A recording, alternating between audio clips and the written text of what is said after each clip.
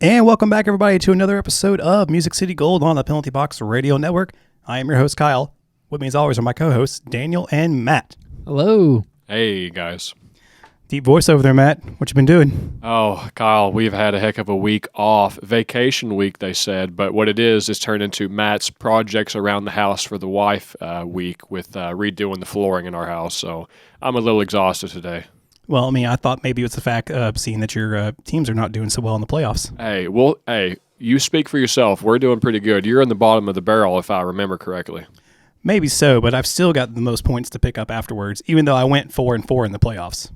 You mean like round one, yeah. Yep. He's still got a lot of points. I think you're like third or fourth for total points. I actually have the highest total points possible still in play. But that said, it was a good first round for us, fellas. We're looking a lot better than last year. I'll put it like that. I think me and you went 6-2. Yeah, and Kyle went 4-4. Honestly, like I think you and I have more points than we did last year already. Yeah, because it's already looking way better for our picks. And let me tell you, there's been some super exciting first round matchups. And man, I was just ready for playoff hockey, fellas. So the recap is what we did on our brackets. I picked the Panthers to win the Cup. Dan picked the Blues to win, and then Matt has picked the Canes to win the Cup. After the Panthers. Yes, after the Panthers. So, and right now we'll go over real quick and see, this exciting first round. I believe we had 5 Game 7s, which has not happened in many, many years. And so the first thing we'll go across is that the Wild lost 4-2 to the Blues, which was a coin toss, as I said, Daniel, that it could go either way on that. Yeah, I was kind of shocked that it didn't go to 7 games. You guys didn't have St. Louis in 6 like I did? Or did Yeah. I pick 7? I think you picked 7. Oh, okay. We all picked 7. Never mind. Yeah, shocker. Yeah, we all picked 7. No, that was the one that we'd all decided on too. Remember, we'd all said that if we didn't pick the Blues or we didn't pick the Wild, we would have probably picked the other one and probably had them in the conference finals, if not winning. Both those teams have been hot, and it was a good series, but I just thought it was going to be a little bit more competitive. The Blues seemed to be a little bit more physical than the Wild, and I think that did bite them. I think there was a couple times, and Matt, you can correct me if I'm wrong, I think Fleury got scratched, I guess, and the elimination game, yeah, they decided to play Cam Talbot, which I Talbot. had a problem with. Now, Fleury wasn't like going out and stealing the game, but he was like fine.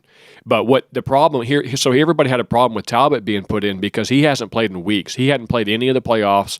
Fleury played the other 6 games.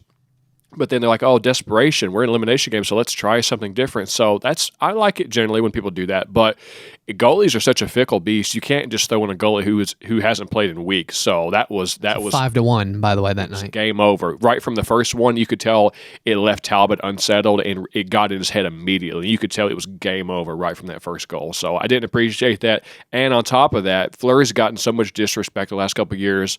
You got to go with him for Game 7, man. Come on, disrespect again. So I hate to see it, but I think they got what they deserve. St. Louis was the better team in the end, and yeah.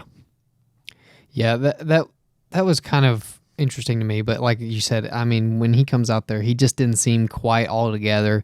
I mean, he pretty much got hosed. It was 5-1. The game was pretty much over, and then at that point, and that's Game 6 too. Like, I really feel like you should have probably led with your acquisition. Like, that's my whole thing. Is like you picked up Fleury for this reason, like a veteran goaltender. I don't know. It's kind of weird. They were kind of playing like a 1A, 1B situation, kept him on a very short leash, but I'm like, he is a Stanley Cup winner for a reason, So kind of interesting decisions made up there, and I know the Minnesota Wild fans were upset on Twitter. Oh my.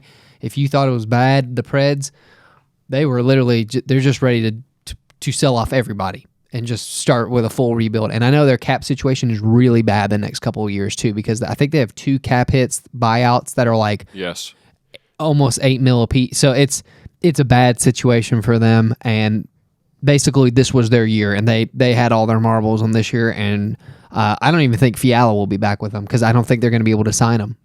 They won't even have enough money. So that said, I think that was it for the Wild. This was a nice little run that they've had the last couple of years, but there's going to be some restructuring for sure. And our next game was Kings lose 4-3 to the Oilers. And Matt, you and I both picked the Kings to win this and upset the Oilers. Daniel, I believe you picked the Oilers to win. And Matt, we almost got it. We went to Game 7, and This is probably one of my favorite series overall to watch. Would you agree? Yeah, I mean, they were a wild card. It was, I believe, a wild card. Oh, sorry, they were a 3 seed. They were a 3 seed. They were massively an underdog, so I knew we had a bit of a challenge. It was an uphill fight, but I took them to Game 7. Having Doughty out definitely sucks. That's the biggest guy to have out. I thought if you could shut down McDavid and or Draisaitl, you're doing pretty good. They did their part, man. You can't expect more from the LA Kings, who was missing their best piece. And at least if the Kings lose, the upside is, hey, we get to see Connor McDavid in the second round. So I'm okay with that. I will say this: McDavid had a monster first round against the Kings. He was the only reason why they probably progressed. He had 14 points in 7 games. 14 points in a first-round series. That's incredible. He was doing everything he possibly could.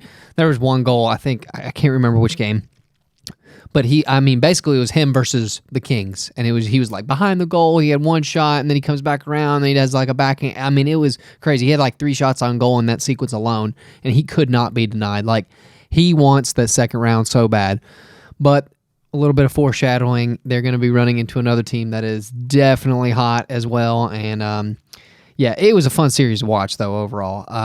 I did not expect the Kings to push them to 7. They are scrappier than we gave them credit for.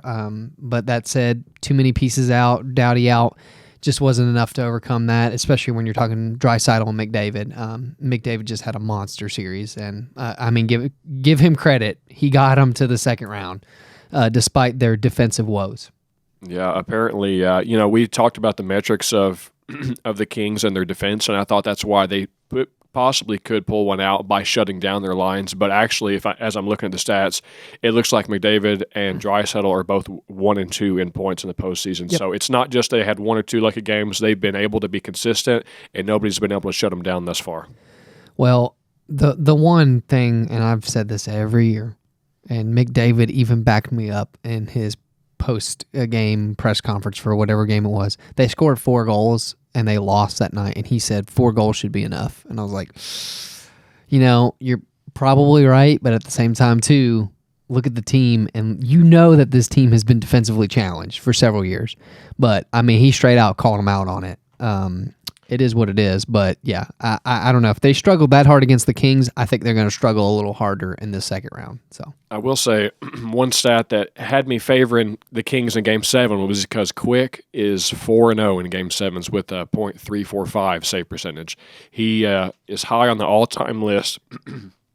Excuse me. He's high on the all-time list for most consecutive playoff starts as well. So, it's kind of a theme. I said it with the Tampa Bay Lightning, and I believe it with the Blues as well. It's that I don't really know I can't think of the right word for it, but it's like a veteranship of being in the playoffs so long that helps you, help you eke out a win. It's a certain veteranness with the playoffs, and Quick has that. Same thing with the Blues. It took him to Game 7. Well, this is where champions are made, and people who have like a stone cold ice in the veins, they don't get nerves. That's where the Blues could eke out a win in Game 7. And I thought Quick could do it, but he could only do it so much. So let's go to the next one, Kyle. All right, so our next one is going to be the Stars lose 4-3 in a Game 7 to the Flames, and this is the year that the Flames finally got over the hump. They've beat us a couple of years. We pick them, they lose. But, even though the Flames advance, I think the takeaway is that the Stars have a great goalie of the future, Jake Ottinger. It was amazing. He almost stole Game 7, but Johnny Gaudreau finally got that. And unless you guys saw it, there's a reaction from the Flames fans that were outside the stadium. Gaudreau takes that first shot, misses, gets the rebound, throws it back in. That place went nuts. And the margin of error on his shot, it was like this much. And he put it post and in because nothing was getting past Ottinger that night. He had already had like 60-something saves. The kid had a .9, 5.7 save percentage for the entire series. And they lost. If you would have told me that was the actual case going in, like that he would have that high of a number, I would have said the Stars would have won in 5 or 6. No. Somehow the Flames eked it out. But the problem is the Stars are offensively challenged, and we knew that going in. They had a good defense, and they've always had a good defense the whole season. They've kept games close. And I think we even said this, Matt, that we thought the games were going to be very close, either 1 or 2 points, and most of them were until the very end. I mean, absolutely incredible series. This was high flying, high shots on goal for the Flames. It was basically just like circle the wagons for the Stars, and Ottinger stood on his head for almost the entire series.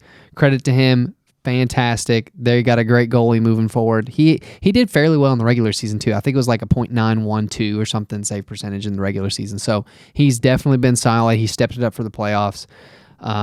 But sad news though came out today. Sounds like Rick is out there. So that's going to be kind of interesting. I knew he had a press release where he said something with like him and his wife Judy had talked about it, and they said basically like moving forward they felt like it was best that somebody else take over and step in and like have like a new leadership for the Stars, which I thought was very strange considering how well he did with that group. Yeah.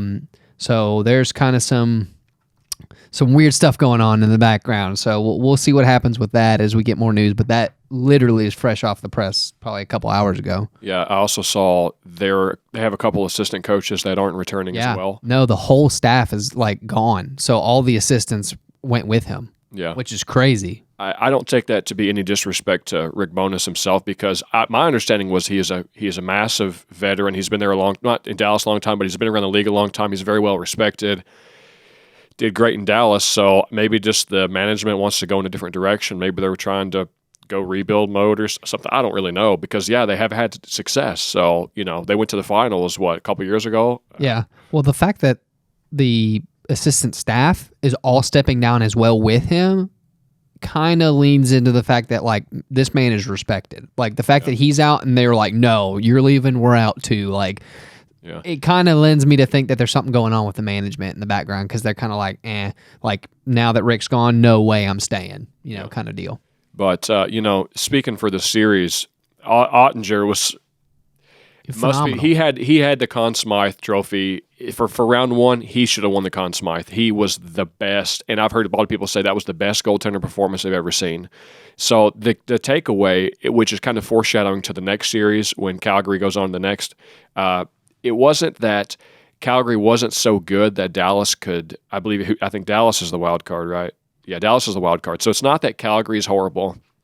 It was that Jake Ottinger single-handedly did that. And you can see, I think it was through 6 games, or was it first through I got a stat right here. I should just pull up my stat.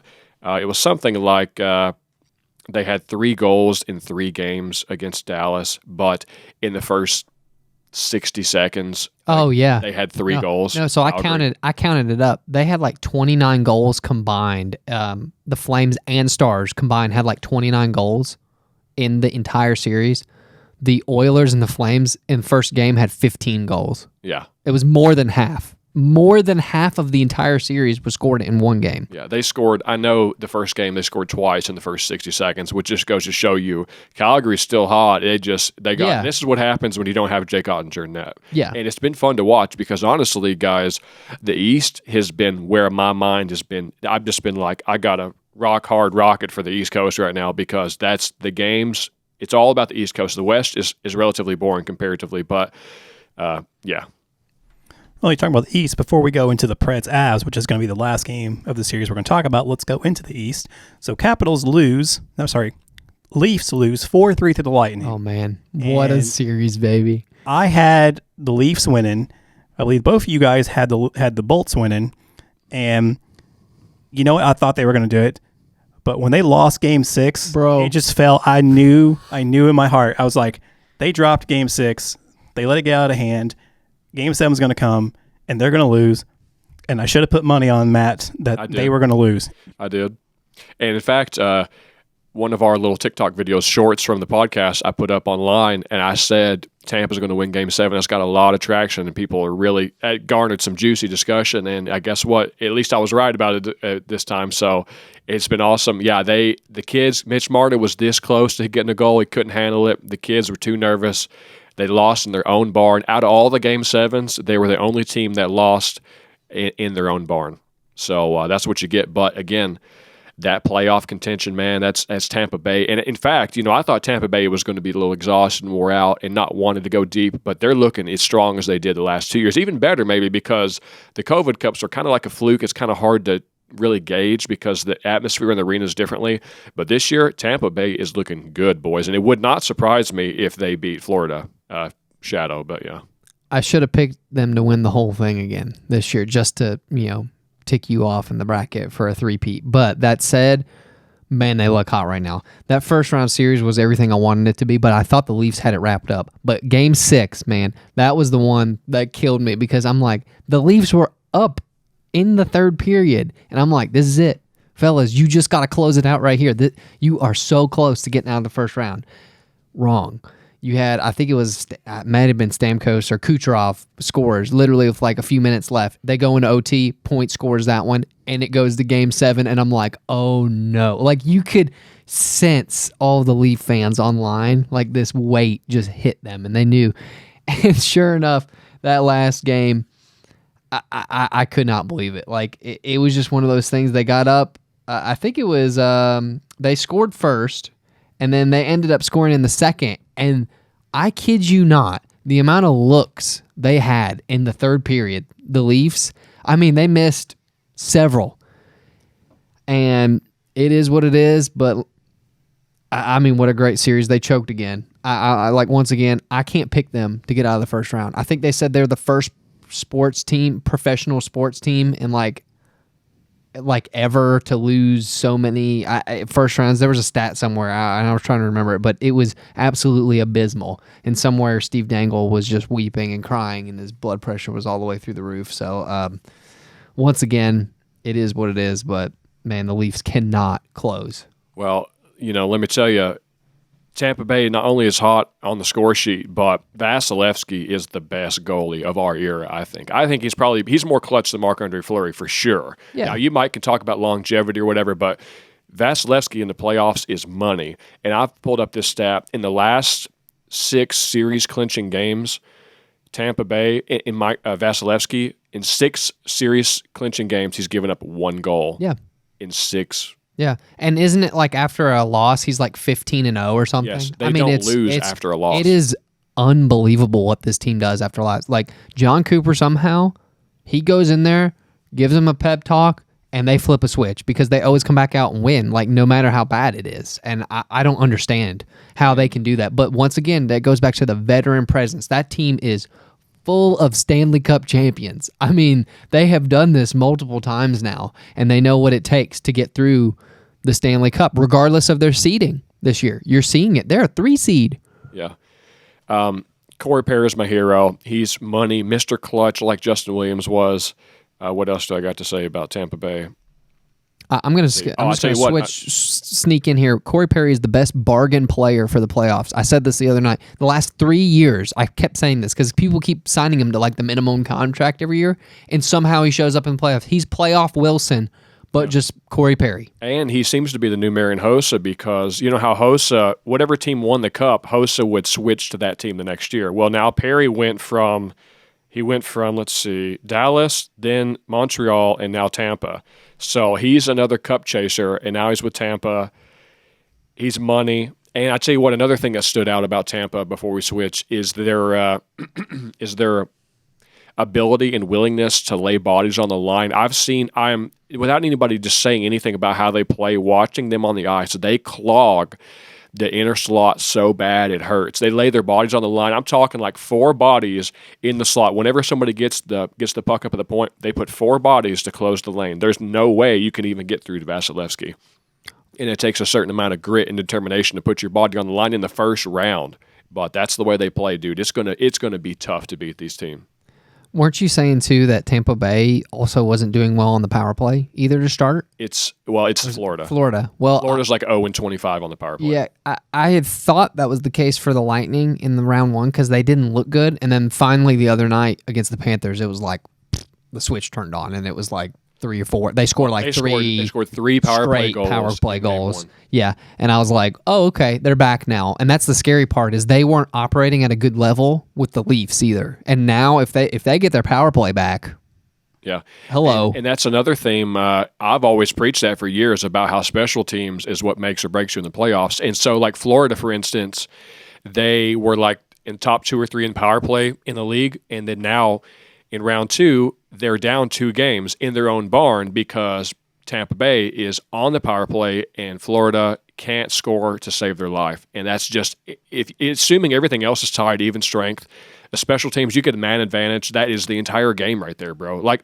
you said, game 1, Tampa scored 3 on the power play. That's good, bro. That's the game. Yeah, the Lightning are finally back up to 6th, even after last night's or the other night's performance of being like 3 out of 4 or 4 out of 5, like whatever it was. They're just now up to 6th place as far as power play is concerned. So the fact that they're getting that back up, watch out. And since we are talking about the Lightning and the Panthers, we'll go ahead and skip up to their game real quick they're playing. So Lightning lead 2-0. And Matt, you've been talking about how the special teams have really been helping this. Do you think the Panthers have the ability to go into Tampa and come out somehow force a game 5 or game 6? I'm not really seeing it. Tampa's looked hot. Florida has looked cold. Even in their building, it's been so quiet. You can hear like the refs chatting on the ice. You can hear the players. You can hear like the skates on the ice. It's quiet. The fans aren't in it. So no wonder you lost in your barn, because you combat that with somebody like Carolina. Their arena is screaming. And you go over to Florida, quiet as ice. They got nobody backing them up. You're going against the defending champs. Come on, man. You got to get some energy, some juice in the building. Yeah, I don't want to be super critical of like other arenas, but like if you take some of the really good, like if you think fan arena like Vegas, Nashville, Carolina, maybe you could throw in like Madison Square Garden, the Islander, like they got some rowdy fans up there in New York. But when your team goes down, I feel like that's when the fans are needed the most at home, and that can give you a big boost. So like the Preds have the standing O, like the Hurricanes, man, it's the same kind of concept. Like if your team is struggling, they need you to energize them. And the teams know this, and the players say this all the time, how much that gives them a boost, that's just from the Nashville players. So if you go down 1 goal, and if you're only down 1 goal and you can hear the refs chatting, that's a little bit of a problem, in my opinion. But that said, yeah, they're getting hosed right now, and now they've lost both. They lost both games at home, so now Tampa gets to go home and play in their barn.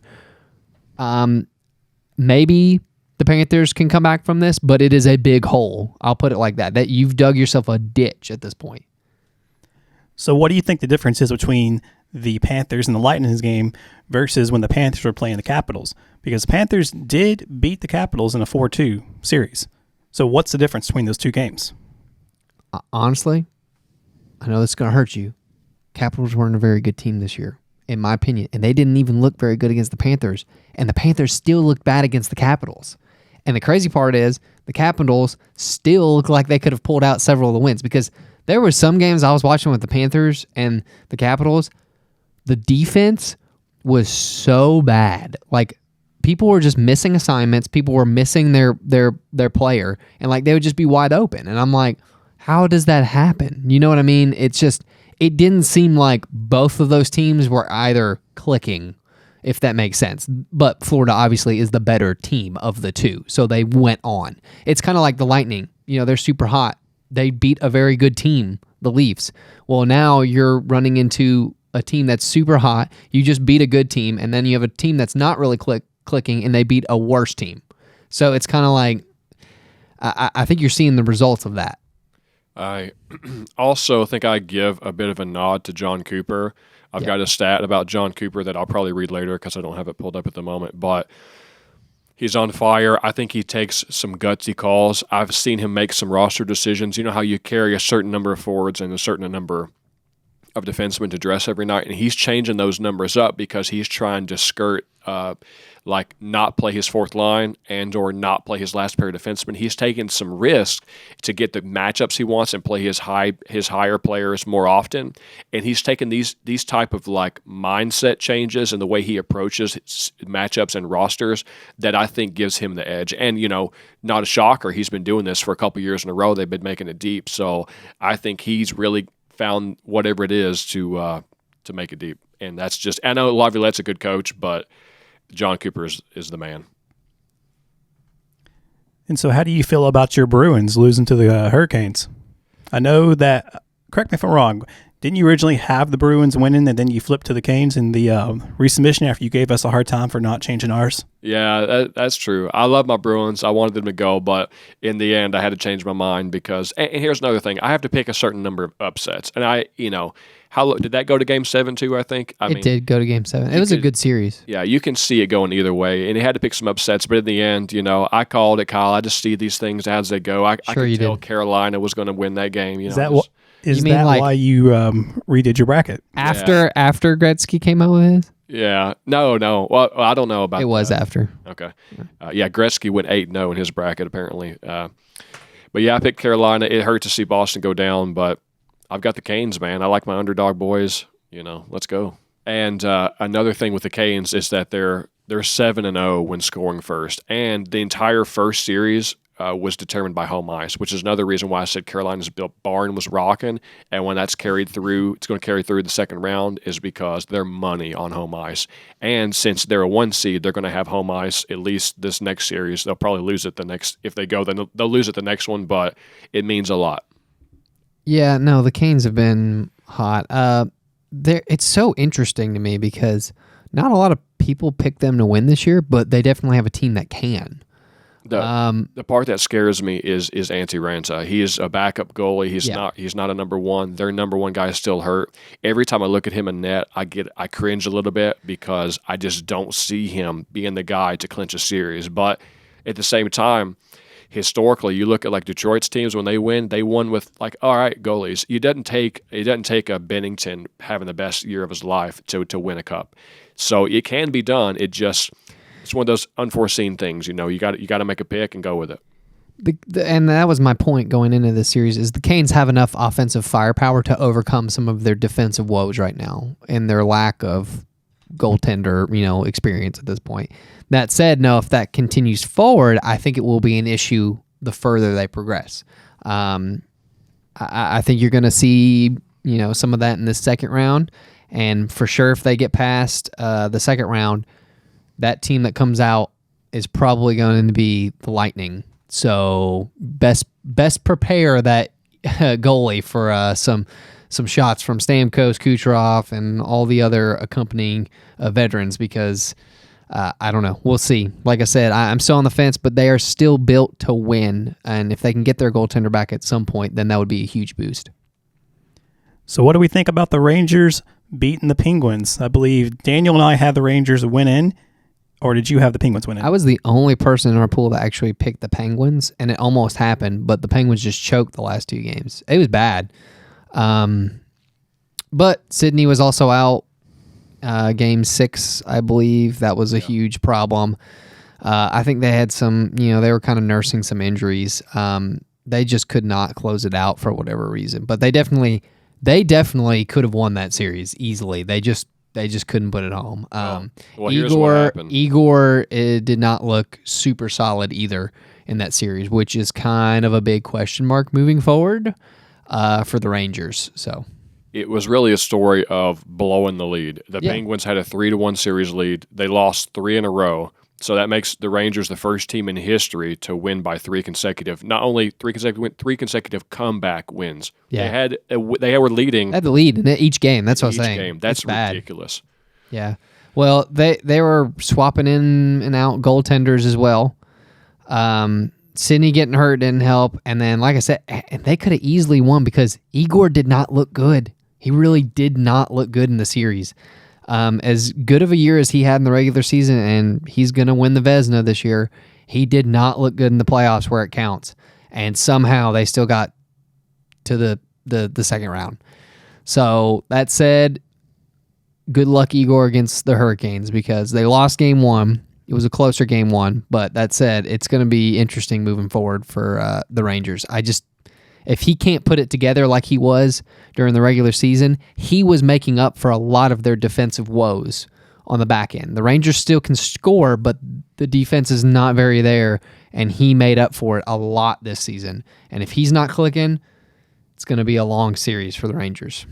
I've got another note in my notepad that says that the Rangers have looked very good, and they're very high in stats in the third period. They don't allow a lot of chances against. They don't allow a lot of goals. So tonight they're playing Game 2 tonight, and I'm going to have to remember that for whenever I'm putting in my money line bets and stuff. Because you can bet, not only can you bet which team wins, Kyle, but you can bet the action for each period and what happens each period. So I'm going to be betting the Rangers in the third period tonight for sure. All right, then, Matt and Daniel. Second round has started. We've seen a couple of games. Lightning and the Panthers. Of course, so we've talked about that earlier. Lightning lead the series 2-0.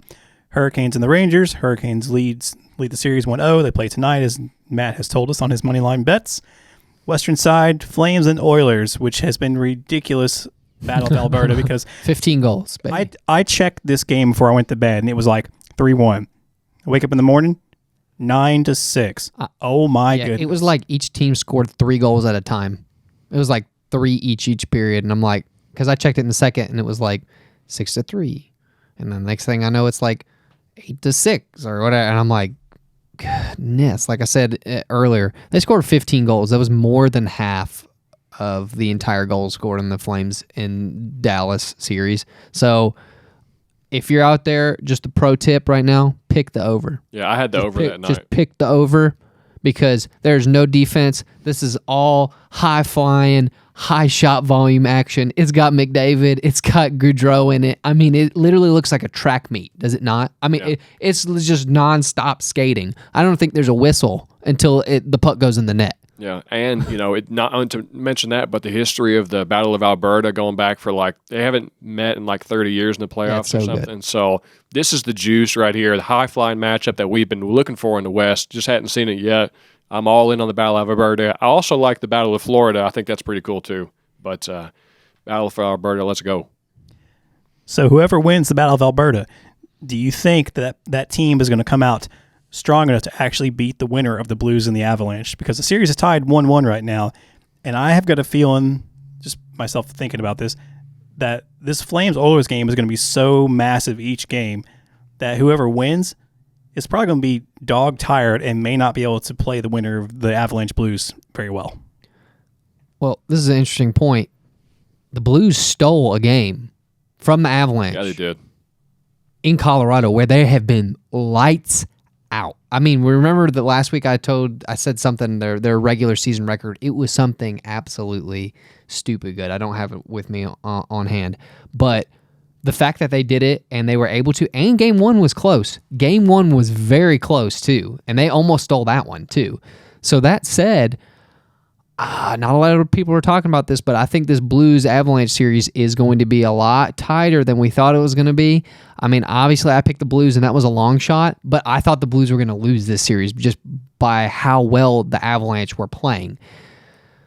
We're going to see, because the Blues are a very physical team, and I think that is one of the big things that has been neutralizing some of these high-flying teams. So if the Blues, per se, make it past the Avs, that's going to be an interesting matchup against one of these high-flying teams again. Like, the Blues kind of seem to be built for these teams that like offense. You know what I mean? Like, they like to check. They like to slow things down a little bit more. They're going to slow it down and kind of grind it out and get that 2-goal, 1-goal win. And that's what they've been doing. So, I don't know. I think it's going to be interesting to see, because it's two polar opposite teams playing right now in that matchup. And if one of those emerges victorious, say Colorado advances, well, then you're going to get another high-flying matchup regardless. So, either way, just take the over. Yeah. So, I'll have to say, I'm pulling for the Blues. I've got them in my bracket, but really, honestly, the Colorado fan base has kind of been pissing me off lately with how much they're riding Makar. Oh, dude. It's just like, you're a one-trick pony. We get it. You like Makar. Can you talk about something else, or are you going to be super annoying about it the whole time? So I'm over Colorado fans. Give me St. Louis. Let's go.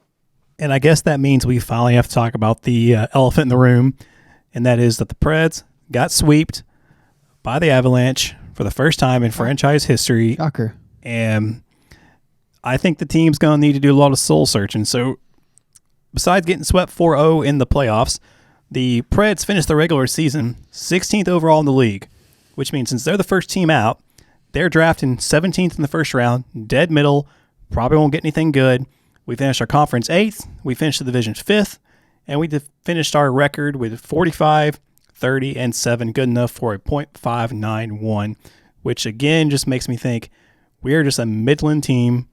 And it seems like the fan base has been very vocal on Twitter, especially. I haven't even checked Facebook, but I know they've been very vocal there if they want to see changes. But GMDP had a presser yesterday on Thursday and basically said he claimed that we're here to build a team that can and ultimately win the Stanley Cup. This year, we made promises, but by no means are we satisfied. And it's hard to win in this league. That's not an excuse, but it is a reality. So I will say this, and we'll start our questions with this. Can the Preds right now win the Cup with how the team is composed, or should there be changes made in the offseason? Well, I've got a lot to say on the topic, Kyle. It seems that I'm the only one who's not super mad. We did a Twitter poll, and it was like, what do you want to see this year? You want to see GMDP fired, coach fired, total rebuild? And I was like, I don't really want to see anything change. I thought you did pretty good. So I'm on the team of, I'm fine. I don't think you need to be competing for a cup, but you made the playoffs. You're in the middle. If you're in the middle, I don't think that's a rebuild. You can't rebuild. You would have to lose a lot of assets to put it into rebuild to try to go to the bottom five. So I think that's a little bit unrealistic as well. So we're going to talk about contract signings as well. We got a lot to discuss, but we saw that Coach Hynes recently got a 2-year extension, I believe, today in that presser. So where do you want to go next, Dan? Listen, Preds fans, y'all need to chill, okay? At the beginning of the year, no one picked this team to make the playoffs. Every analyst, even some of the people locally, did not pick this team to make the playoffs. You had some great individual performances this year that led this team to making that. One was Saros. He got injured. 2, you got basically the combination of Matt Duchene and Philip Forsberg, and that line was fantastic. I mean, you have 2 40-plus goal scorers. We've never had one. Well, we have 2 now. Incredible. Great chemistry that was built on that line. That is something that you hopefully look forward to years to come with the contract extension. That said, Roman Josi, I don't know what else we have to say. He literally had one of the best seasons ever as a defenseman. Literally, I mean, arguably it is one of the best seasons ever as a defenseman. Never happened in the salary cap era. He's the first to do it. So that is now the standard for the salary cap era, in my opinion. So he is also a finalist for the Norris. Saros is a finalist for the Vezina.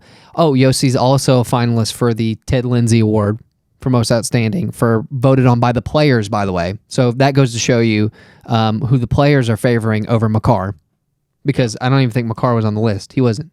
Yeah. Yeah, good point. So, I mean, Hedman himself, who finished like 2 points behind Makar, said his vote would go to Josi. Okay, so calm down, Colorado fans. As Matt said earlier, you can get off that train.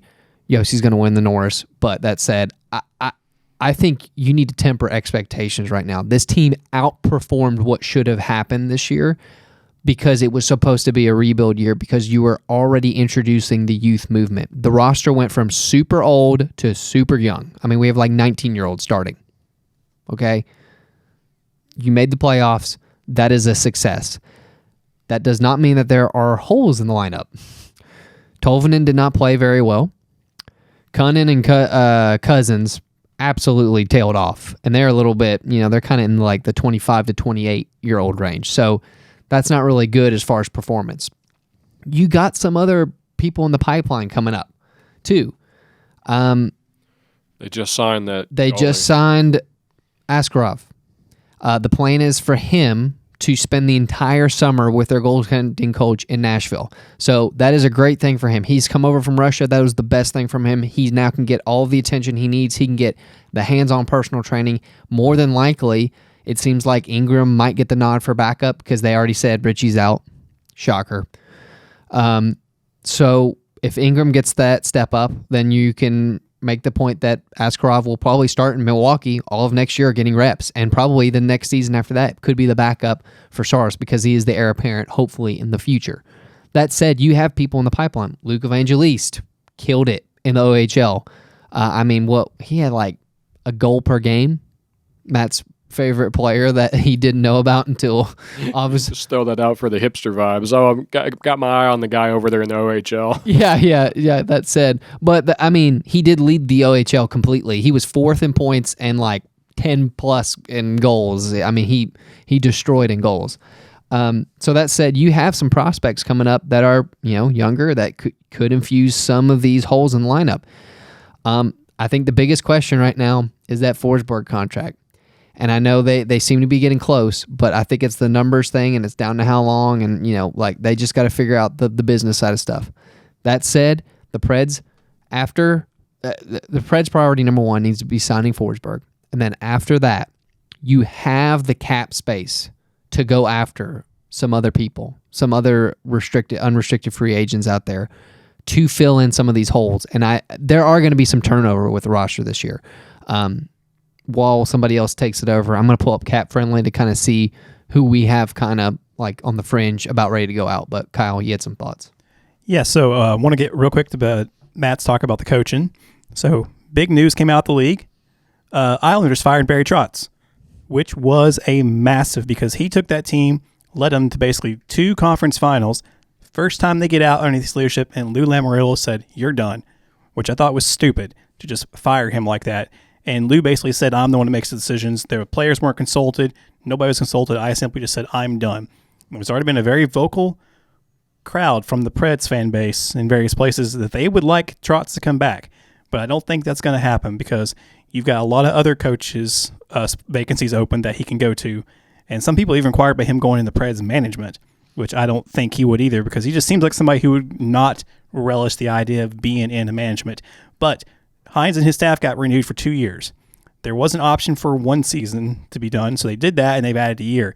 Do you guys think that was the correct place for him, or should he have tried to get somebody else, such as Trotz, for nostalgic sake? I can take it first. I think it was warranted because if you look at his record since coming here, it was funny. They flashed like Colorado's record for the head coach, and his was like a .549 or something, and Hynes was like a .61 something since he took over for the Preds. So he's done what he's needed to. He came in the middle of a season, and they still somehow made the playoffs. Granted, I call it the play-in playoffs, but they still did make the playoffs. He has still led the team to the playoffs regardless of the competitive rebuild that, GMDP is talking about. And also, one important note in the press conference that I took away is GMDP came out and said and addressed Hynes' lack of postseason wins and said, I haven't given him the necessary pieces to win. So he actually took blame for it because, quite frankly, Hynes' record, his overall win record has been great. It's just the depth hasn't been there since he started. And that just is what it is. We traded off several key players and we started that competitive rebuild. So if he can get him some more pieces over the next couple years, which he talked about in his plan, because they kind of lay it out in 5-year chunks, then who knows what Hynes can do? Because I feel like he's making a pretty good progress with what he has. If you look at our lineup, there's not very many superstars as far as depth. There are so many other teams that are built for the playoffs. Colorado, the Leafs even. They got exited out in round 1, he mentioned in the playoffs too. The Lightning, they have so many veteran players. If you just look at that roster, there's so many home names that any person would know in that lineup. We don't have that. Any other out-of-market person watching our games is going to be okay, well, they got Saros, Josi, Duchene, and Forsberg. And that's basically it. Outside of that, they don't know anybody else on the team.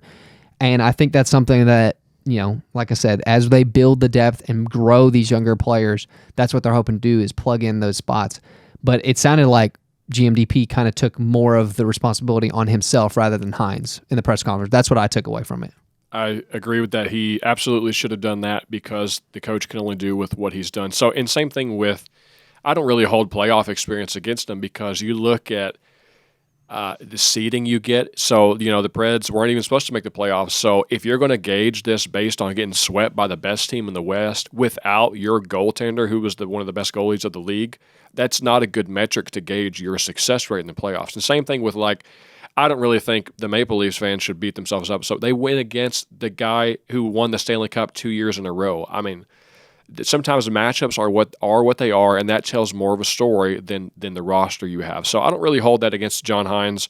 I think seeding definitely plays a factor into that. The also for consideration, as far as the signing or re-signing of Coach Hynes, I think it's fine. I don't love him. I think he's doing a fine job. You have a middle-of-the-road team. I think you have a middle-of-the-road coach. So you don't need a superstar talent. You don't have a superstar team. And really, it's only 2 years, too, by the way. Yeah. You didn't sign him to like a 6-year contract. I do want to point that out. And I think you can be mad about the coach, and you can really be, I guess, picky whenever you're a perennial playoff team. And I really don't think the Preds will make the playoffs this year. They shouldn't have made it this year. So if you're not making the playoffs, I don't think you have a right as a fan base to get mad about who your coach is. So I think it's fine. So looking at cap friendly really quick, I mean, Cunnin is a restricted free agent and Nick Cousins is an unrestricted free agent.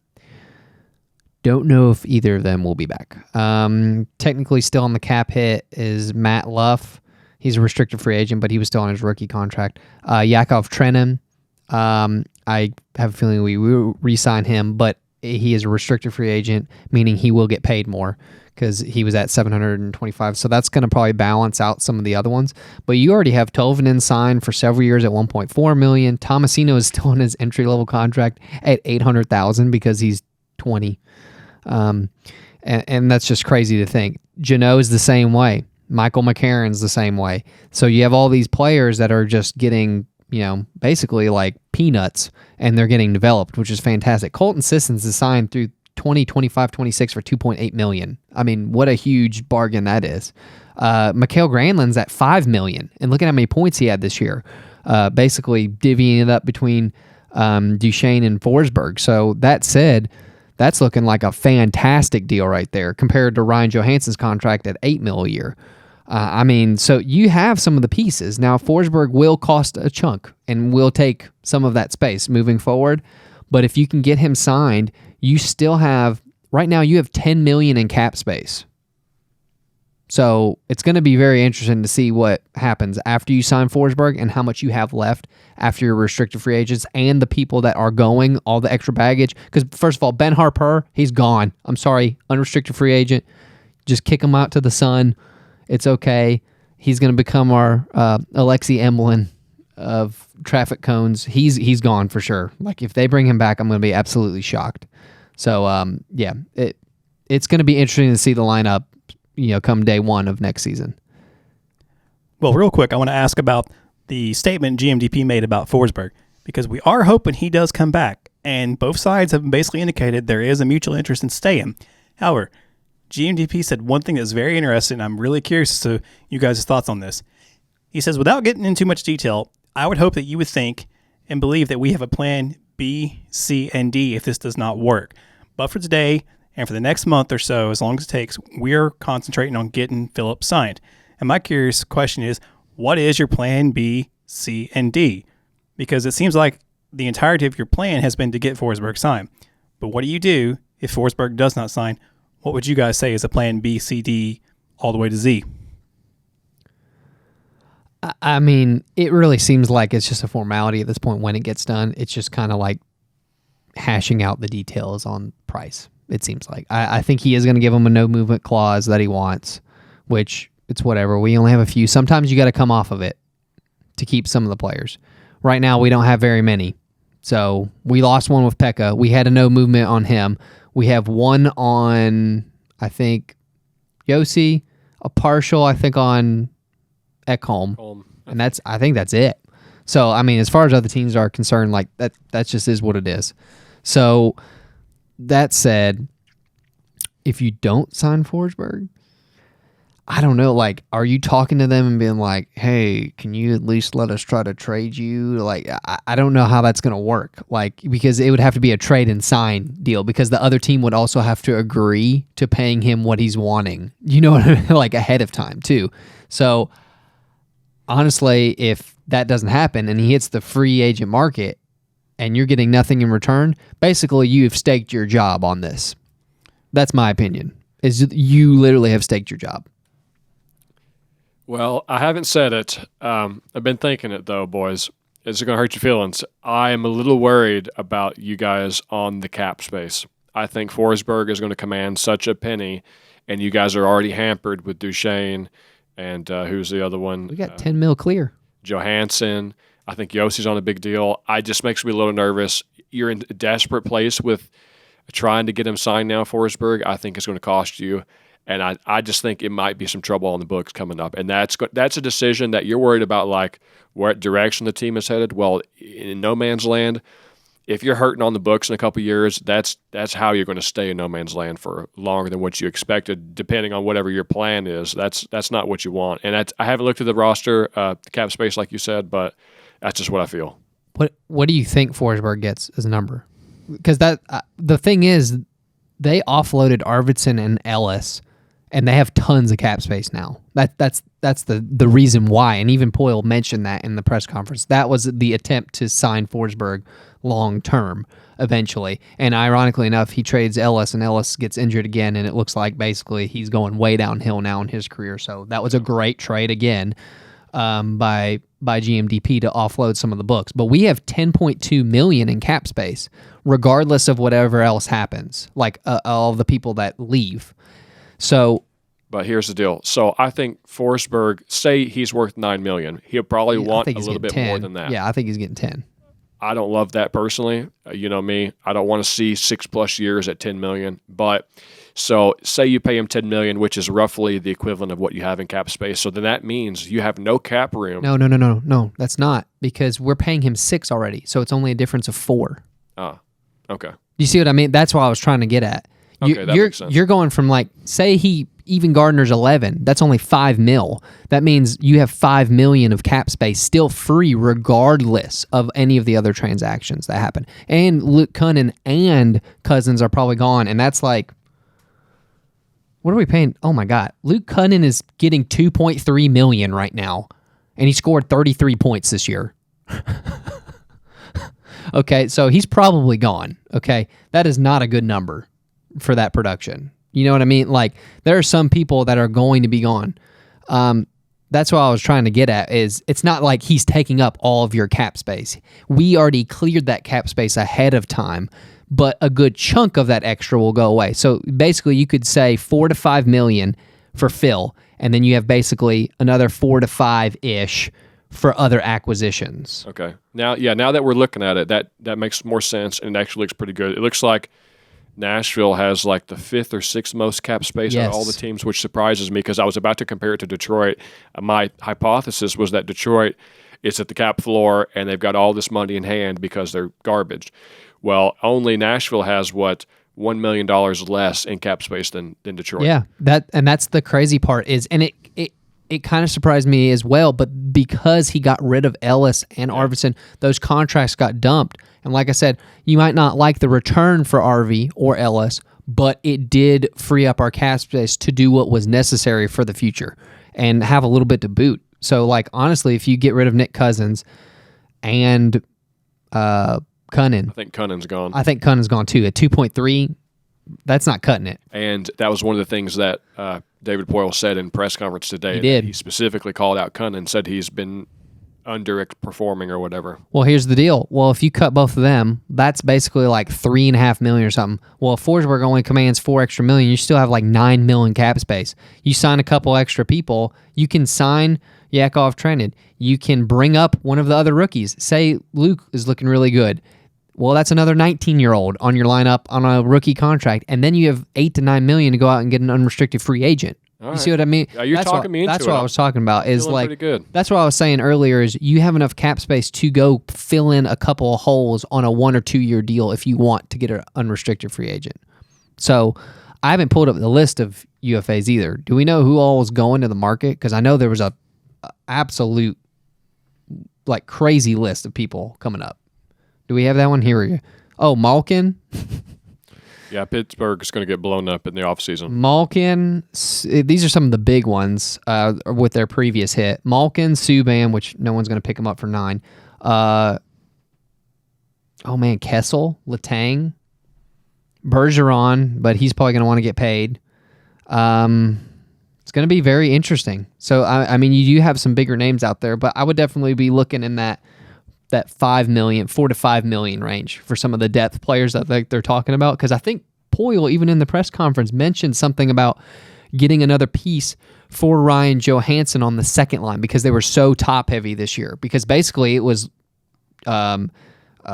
Granlund centering, and it was Duchene and Forsberg on either side, and that was the line that tore up everybody this year. I mean, you had almost 90 goals between the two of them.